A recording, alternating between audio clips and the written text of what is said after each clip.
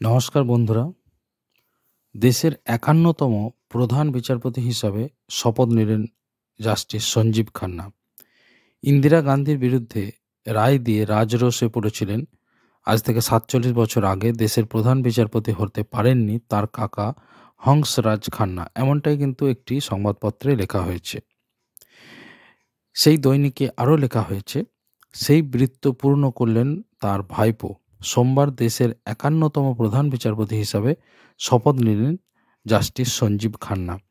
এদিন রাষ্ট্রপতি ভবনে তাকে শপথ বাক্য পাঠ করান রাষ্ট্রপতি দ্রৌপদী মুর্মু।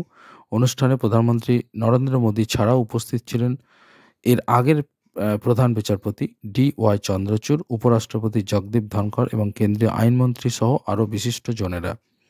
বিচারপতি সঞ্জীব খান্নার ৩ পুরুষ আইন পেশার সঙ্গে যুক্ত। তার ঠাকুরদা সরব দয়াল ছিলেন অমৃতসরের প্রসিদ্ধ আইনজীবী। জালিয়ানওয়ালাবাগের কাছে যাত্রা শের সিংয়ের বাড়ি বানিয়েছিলেন তিনি। বর্তমানে সেটির অবস্থা জানতে উদগ্রীব দেশের নতুন প্রধান বিচারপতি। সঞ্জীব খান্নার বাবা দেবরাজ খান্না ছিলেন দিল্লি হাইকোর্টের বিচারপতি। মা ছিলেন সরোজ, ছিলেন অধ্যাপিকা। দাদা যদিও চাননি তার ছেলে এই পেশায় আসুক, বরং চার্টার্ড অ্যাকাউন্ট্যান্ট করতে চেয়েছিলেন ছেলেকে, অর্থাৎ সঞ্জীব খান্নাকে।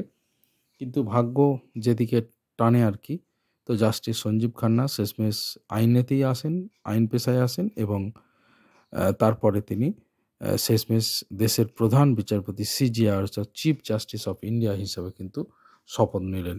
তার কাকার নাম হংসরাজ খান্না এবং যার কথা আগেই বললাম তিনি প্রধান বিচারপতি হতে পারেননি, সে কথাটা কিন্তু এই সংবাদপত্রে লেখা হয়েছে। সংবাদপত্রে আরও লেখা হয়েছে, ভারতীয় বিচার ব্যবস্থার ইতিহাসে দৃষ্টান্ত স্থাপন করেছিলেন বিচারপতি হংসরাজ খান্না। 1976 সালে ADM জব্বলপুর মামলায় রাষ্ট্রের প্রয়োজনে ব্যক্তিগত স্বাধীনতার অধিকার স্থগিত রাখা যায় বলে রায় দিয়েছিল সুপ্রিম কোর্টের 5 সদস্যের বেঞ্চ। একমাত্র বিচারপতি হংসরাজ খান্না এই মামলায় ভিন্ন মত পোষণ করেছিলেন। যাই হোক, দেশের বর্তমান টপিকে আমরা আসি। দেশের প্রধান বিচারপতি হিসাবে শপথ নিলেন কিন্তু জাস্টিস সঞ্জীব খান্না, এবং সঞ্জীব খান্নার আগে DY চন্দ্রচূড় ছিলেন দেশের 50তম বিচারপতি। তো সুতরাং দেশের 51তম প্রধান বিচারপতি হিসাবে কিন্তু শপথ নিলেন জাস্টিস সঞ্জীব খান্না। কারেন্ট অ্যাফেয়ার্সের জন্য আপনারা জানেন এটি ভীষণ গুরুত্বপূর্ণ।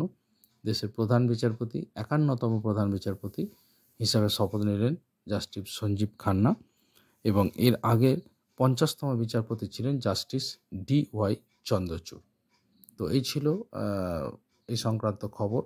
বাকি আরও খবরের জন্য চ্যানেলটি অবশ্যই সাবস্ক্রাইব করে নিন এবং বেল আইকন প্রেস করে দিন, পরবর্তী খবরগুলো যাতে আপনার কাছে দ্রুত চলে আসে। ভালো থাকবেন, সুস্থ থাকবেন।